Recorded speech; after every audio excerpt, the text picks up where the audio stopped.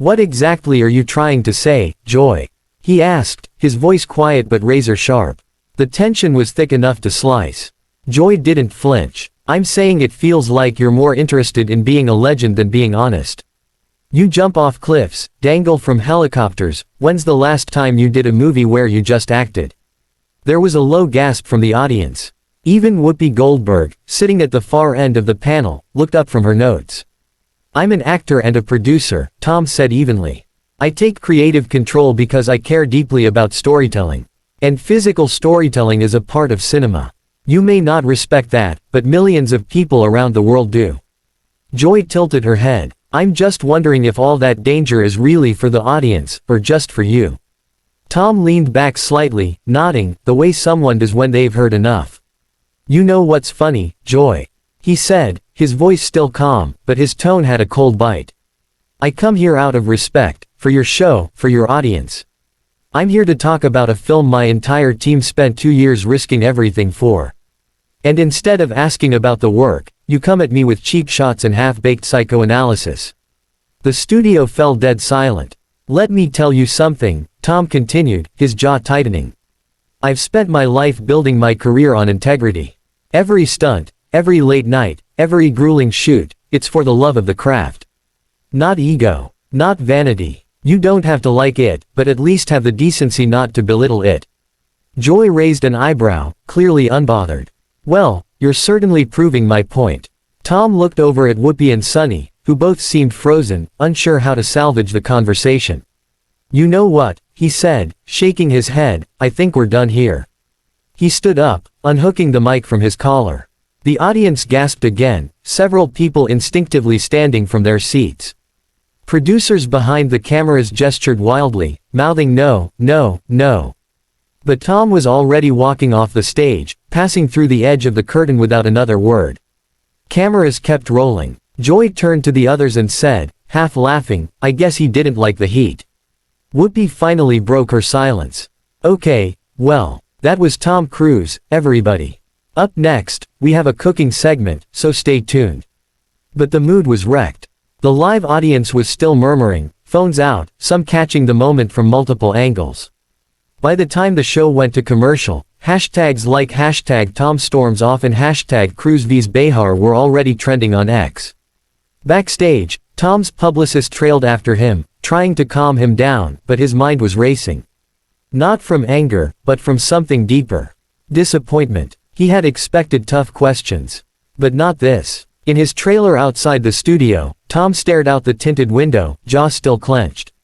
And inside, Joy Behar leaned back in her chair and muttered, well, that'll boost ratings. Neither of them knew that what had just happened would explode far beyond a daytime talk show spat. The clip of Tom Cruise calmly walking off the View after his confrontation with Joy Behar had been replayed, remixed, and dissected by every major outlet. TikTok was flooded with edits, some praising Tom as the embodiment of grace under fire, others mocking the explosive celebrity ego.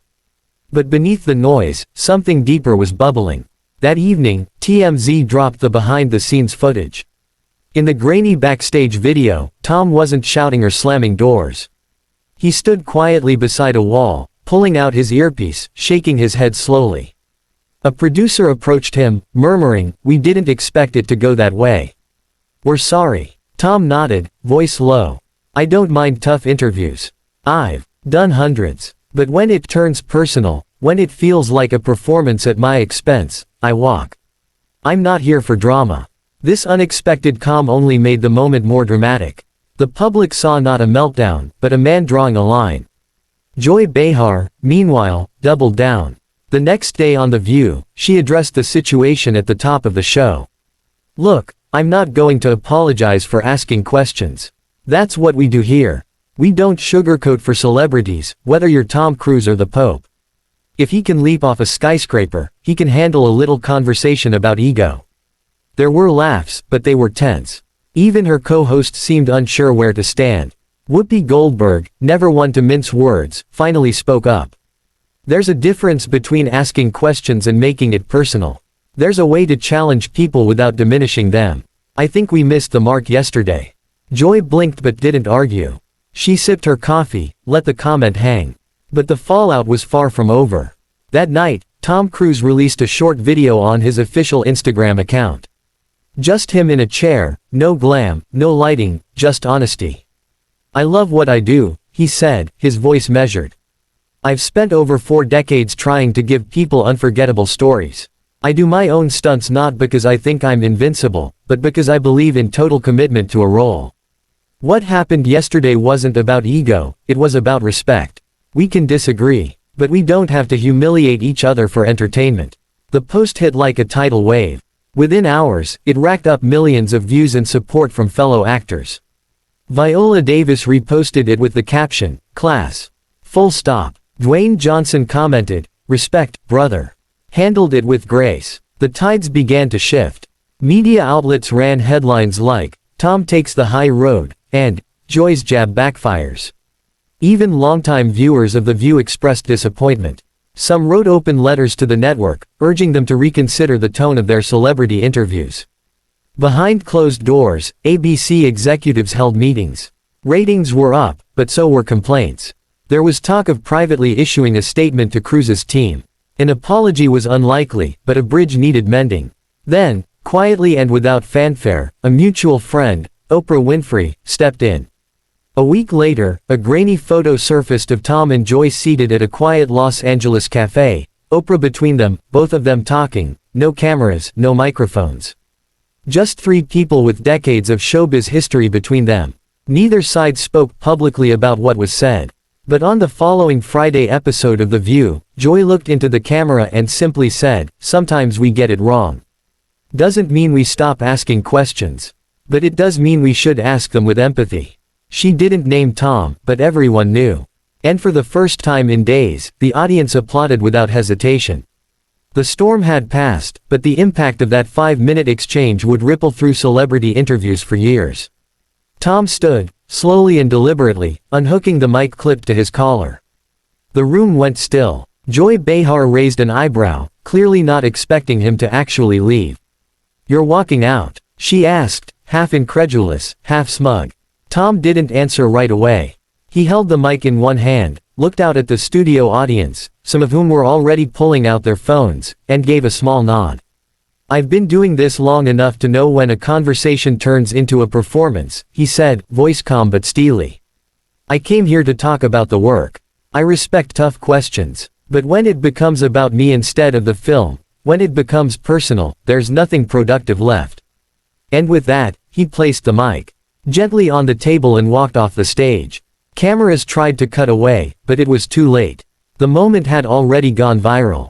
Backstage, chaos exploded into motion.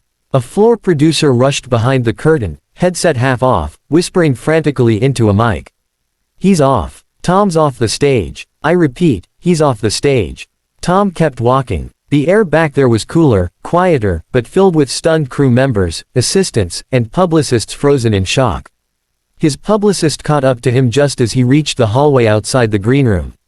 "Tom, wait." He stopped, breathing evenly, though his jaw was set tight. "No, we're not doing this today.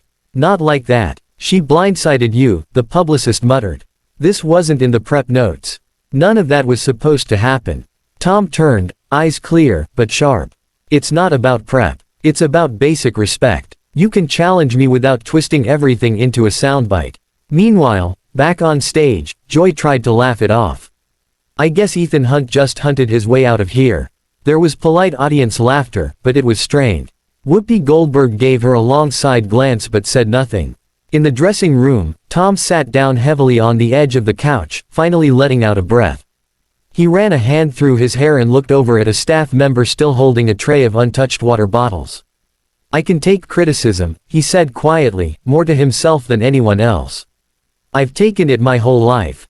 But when someone questions your intentions, your heart, that's something else entirely." The producer who had escorted him out knelt slightly to his level. "I've worked here 15 years. I've never seen someone leave like that. You weren't wrong, Tom. Just so you know." Tom gave her a nod of appreciation. But he wasn't angry anymore. Now, he looked disappointed, deeply, privately disappointed. Suddenly, a knock at the door. Not his team. It was Sunny Hostin, one of the co-hosts. "Tom," she said gently, poking her head in. "I just wanted to say, I'm sorry about how that went. That wasn't fair to you. You didn't deserve that tone." Tom stood and smiled faintly. "Thanks, Sonny. You were respectful. I noticed." She hesitated, then added, "The world's already watching this. You know that, right?" He nodded again. "Let them watch." I didn't walk away in anger. I walked away in principle. With that, Tom straightened his jacket, took one final breath, and walked calmly out of the studio and into the waiting SUV. Outside, cameras flashed. Reporters shouted questions. But Tom said nothing. He just got in, closed the door, and stared out the tinted window, letting the moment pass behind him.